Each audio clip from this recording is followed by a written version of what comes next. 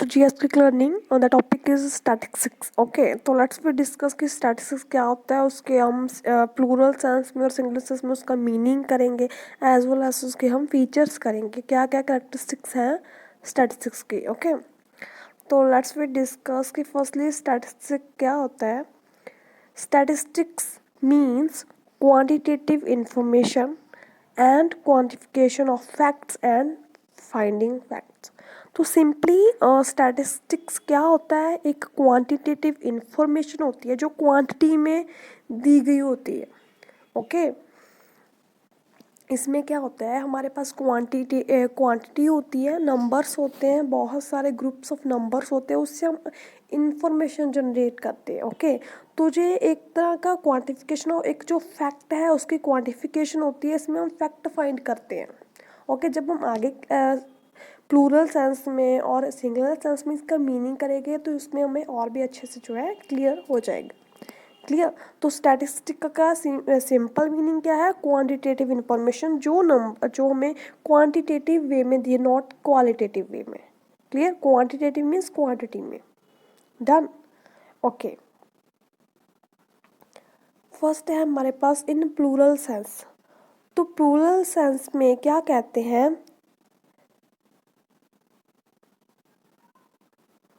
कि plural sense में systematic collection of data. Plural sense में हम क्या करते हैं कि सिस्टमेटिक डेटा को जब हम कलेक्ट करते हैं तभी हम इंफॉर्मेशन जनरेट कर पाएंगे. जब हम डेटे को कलेक्ट करेंगे तो इसमें सिस्टमेटिक वे से हम डेटे को कलेक्ट करते हैं. बहुत सारे हमारे पास मेथड्स वगैरह होते हैं डेटा कलेक्ट करने के, वो आगे जाके आपको पता चल जाएंगे. क्लियर. तो प्लूरल सेंस में हम सिंपली ये कहते हैं सिस्टमेटिक कलेक्शन ऑफ डेटा. और on the other hand statistics are numerical statement of facts. तो ये एक न्यूमेरिकल स्टेटमेंट होती है in any department of inquiry placed in relation to each other. यहाँ पर हमारे पास बहुत सारे नंबर्स होते हैं. ठीक है, जब ग्रुप ऑफ नंबर्स होते हैं ना उनको हम कहते हैं quantitative, it means statistics. Clear. मान लीजिए हमारे पास फॉर एग्जांपल एक मान लीजिए राम है जो उसका वेट है 40 kg. तो ये एक पर्सन का है, इसको हम स्टैटिस्टिक्स नहीं कहेंगे. क्लियर. स्टैटिस्टिक हम किसको कहेंगे, जो हमारे पास ज़्यादा नंबर दिए गए हों, मीन्स 10 जानों के नंबर दिए गए हैं. ओके, तो जब पूरे ग्रुप ऑफ जैसे एक क्लास का रिजल्ट दिया गया है फुल ऑफ क्लास का, ओके, तो उसको हम स्टैटिस्टिक्स कह सकते हैं. डन. उससे क्या होगा, एक नंबर है यहाँ पर दिया, एक को हम किसी से कंपैरिजन भी नहीं कर सकते. ओके, अगर हमको ज़्यादा नंबर दिए गए, इसका प्रीवियस वेट दिया गया हो उसका, तो उससे क्या कर सकते हैं, हम कंपैरिजन कर सकते हैं. तो वो डेटे को हम कह सकते हैं स्टैटिस्टिक्स. क्लियर. जिसको हम अच्छे से कंपेयर कर सके. ओके, रिजल्ट को फाइंड आउट कर सके कि पिछले साल क्या था, इस साल क्या हुआ उसका. ओके, तो उसको हम स्टैटिस्टिक्स कहते हैं. क्लियर. हम उसका रिलेशन देख सकें कि क्या रिलेशन है एक दूसरे से. ओके, अब हम डिस्कस करते हैं इसके फीचर्स. तो फर्स्ट फीचर है स्टैटिस्टिक्स की एग्रीगेट ऑफ फैक्ट्स. तो कहते हैं कि जो स्टैटिस्टिक्स होता है ना, जैसे मैंने बताया आपको कि एक सिर्फ वन न्यूमेरिकल फिगर को हम स्टैटिस्टिक्स नहीं कह सकते. यहाँ पर हमें कलेक्टिवली होता है ग्रुप ऑफ डाटा, जो कंबाइंड डेटे को ही हम जो है स्टैटिस्टिक्स कहते हैं. क्लियर. तो ये इसकी फर्स्ट फीचर है.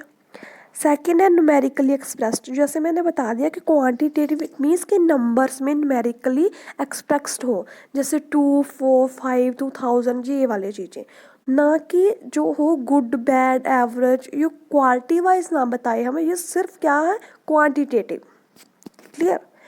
थर्ड पॉइंट हमारे पास है अफेक्टेड बाय मल्टीपलिसिटी ऑफ कॉज. हमारे पास अगर कोई चीज़ है ना, अगर हम किसी चीज़ का डाटा कलेक्ट कर रहे हैं तो उसके पीछे बहुत सारे कॉज होते हैं, बहुत सारे कारण होते हैं. ओके, तो ये भी इसमें कहते हैं कि हम जब स्टैटिस्टिक्स का हम डाटा कलेक्ट करते हैं ना, उसका एक भी हम फिगर फाइंड आउट कर लें तो उसके पीछे बहुत सारे कारण होते हैं. मान लीजिए हमने रिजल्ट जो है स्टूडेंट्स के देखे, एक स्टूडेंट के 80% मार्क्स है, सेकंड मीन्स सभी के 80 के नियर अबाउट आए, 70, 80, 85, 82। ओके, तो उसके पीछे बहुत सारे कारण है जिसकी वजह से 82 वाले बच्चे के 82 क्यों आए, क्योंकि वो ज़्यादा अच्छा पढ़ता था, उसकी ये से सब्जेक्ट में पकड़ ज़्यादा अच्छी थी। 70 वालों को 70 क्यों आए, क्योंकि उसको ये सब्जेक्ट अच्छा लगता था, ये नहीं लगता था, उसकी पकड़ नहीं थी। तो उसके पीछे बहुत सारे जो है कॉज होते हैं। क्लियर। नेक्स्ट हमारा जो फीचर है इसमें वो है रीजनेबल एक्यूरेसी। तो यहाँ पर हम क्या कहते हैं कि यहाँ पर रीजनेबल एक्यूरेसी होती है, मीन्स प्योर तो एक्यूरेसी नहीं है, 100% नहीं हम इसको कह सकते कि हमारा जो स्टैट है, इन्फॉर्मेशन है, वो 100% सही है, हम जो भी रिजल्ट निकालते हैं।